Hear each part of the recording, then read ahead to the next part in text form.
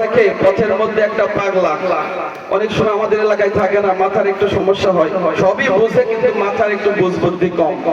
তো এইরকম একজন ব্যক্তিকে দেখার পরে বলতেছে, কিরে পাগল, এই দুপুরের সময় তুই এখানে কি করিস?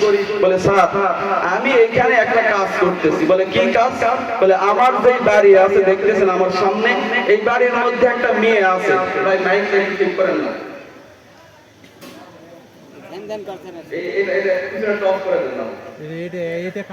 কানে লাগতেছে, ঘুরে দিতে হবে। হ্যাঁ এটা কমাই দেন, এত কাছে মাইক দিলে থাকবে পারে মানুষ। সকলে জিকির করি, লা ইলাহা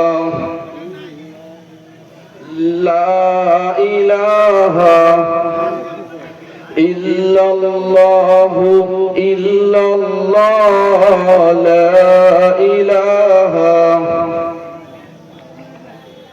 যখন দেখলো যে পাগল কি করতেছে, একটা বাড়ির সামনে গিয়ে দাঁড়িয়ে দেখতেছে যে বাড়িটা এত সুন্দর, হয়তো বা এই কারণে দাঁড়িয়ে আছে। বলে, পাগল স্যারকে বলতেছে, স্যার এই জন্য নয়, আমি দাঁড়িয়ে আছি এই বাড়িতে একটা সুন্দর মহিলা আছে যাকে দেখতে আমার খুব ভালো লাগে। স্যার চিন্তা করলো, পাগলে কিনা বলে ছাগলে কিনা খায়, আমার এখানে সময় নষ্ট করার দরকার নেই। স্যারের মনে স্যার চলে গেছে। ঠিক 8 থেকে 10 দিন পর আবার ওই একই টাইমে দেখতেছে যে পাগল ওই একই স্থানে ওই বিল্ডিং এর দিকে তাকিয়ে আছে। স্যার এখন কৌতূহলীর বসে বলতেছে, পাগল খবর কি? পাগল উত্তর দিচ্ছে, স্যার অর্ধেক কাজ হয়ে গেছে। স্যার এখন মনে মনে চিন্তা করে, হাই রে, পাগল কি আমি না বাড়িওয়ালা না ওই ব্যক্তি? বলে, কিভাবে অর্ধেক কাজ হলো? ওই মেয়ের সঙ্গে তুই যোগাযোগ করছিস? বলেন না। বলে, ঘটক পাঠিয়েছিস? বলেন না। বলে, ইমো, টেলিগ্রাম, হোয়াটসঅ্যাপ, ফেসবুক কোনো মাধ্যম? কোনো মাধ্যম নয়। বলে, পাগল তো তুই এমনিতে অর্ধেক কি করে হলো? বলতে, স্যার অর্ধেক এইভাবেই হলো যে আমি পাগল হতে পারি, মানুষ আমাকে পাগল বলতে পারে, আমার দিমাগের মধ্যে, আমার মেজাজের মধ্যে বুদ্ধি কম থাকতে পারে, কিন্তু আমার দিক থেকে আমি ওই মেয়েকে বিবাহ করার জন্য রাজি আছি। এখন শুধু মেয়ের পক্ষ রাজি হলেই হয়েছে। কথা কি বোঝা গেছে? আমি আর আপনি পাগলের চাইতে কম কোথায়?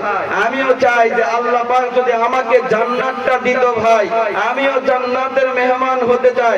কিন্তু যখন আযান হয় মসজিদে যাই না, রমজান মাসে রোজা রাখি না, মুখের মধ্যে দাড়ি রাখা লাগবে সেটাও রাখি না, ইসলামের কোনো কাজ আমি মানি না। আমি ওই পাগলের চাইতে কম কোথায় যে পাগল একলাই বিবাহ করতে চায়? এই জন্য আমাদেরকে ওই পাগলের চাইতে কম বলা যাবে ভাই? আমরা সকলেই এই জন্য মন মানন্য একটা করে নিব, দৃঢ় প্রতিজ্ঞা করব, অতীতে যা করছি ভাই অতীতকে ভুলে যাই। যেহেতু আজকের ইসলামী মাহফিল, এই মাহফিলকে উপেক্ষা করে, এই মাহফিলকে উপলক্ষ করে যতগুলো কবরবাসী আছে তাদের জন্য দোয়াও হবে, এবং আমরা নিজেকে একটু পরিবর্তন করে নিব যে আল্লাহ পাক সুবহানাহু ওয়া তাআলা আমরা যত গুনাহ করেছি সব গুনাহ থেকে ফিরে আসব। দিমাগের মধ্যে, দিলের মধ্যে একটা জিনিস আমরা মাথায় নিব যে আমার গুনাহ যতই হোক না কেন আল্লাহর রহমের চাইতে আমার গুনাহ বেশি হয়নি। আমার গুনাহ যতই হোক আল্লাহর রহম আমার গুনার চাইতে কম। এই জন্য লা তাকনাতু মির রাহমাতিল্লাহ, গুনাহ করতে করতে সমুদ্রের ফেনা পরিমাণও যদি হয়ে যায়, একবার যদি ফিরে এসে আল্লাহকে আল্লাহ বলে ডাক দিই, আল্লাহ ওই বান্দাকে রহমতের চাদর দ্বারা আবৃত করে গুনাহগুলো মাফ করে দিয়ে আল্লাহ তার প্রকৃত মুমিন মুত্তাকি হিসাবে কবুল করে ওই বান্দাকে দুনিয়াতে জান্নাতের সার্টিফিকেট দিয়ে দেয়।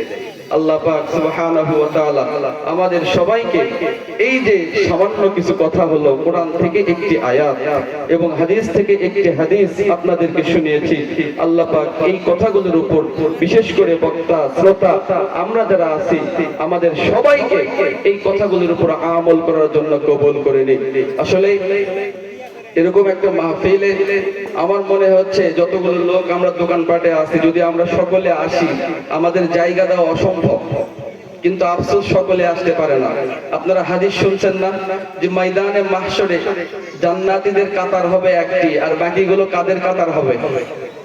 কথা বোঝেন নাই মনে হয়। তো আল্লাহ পাক তো সবার দ্বারাই ভালো কাজ করে নেন না, যাদের দ্বারাই ভালো কাজ পছন্দ মনে করেন তাদেরকেই এই রহমতের সামিয়ানায় নিয়ে আসেন। যেহেতু আমি এলাকাবাসীর প্রতি অনুরোধ করব, যেহেতু আপনারা মাহফিল করতেছেন, যদি আপনারা লোকই না থাকেন, আপনারা যদি না বসেন, তাহলে এরকম মাহফিল দেওয়ার দরকার নেই। কার জন্য করবেন? এত সুন্দর আয়োজন যদি মানুষই না থাকে, তাহলে মাহফিল করে আমাদের লাভ কি?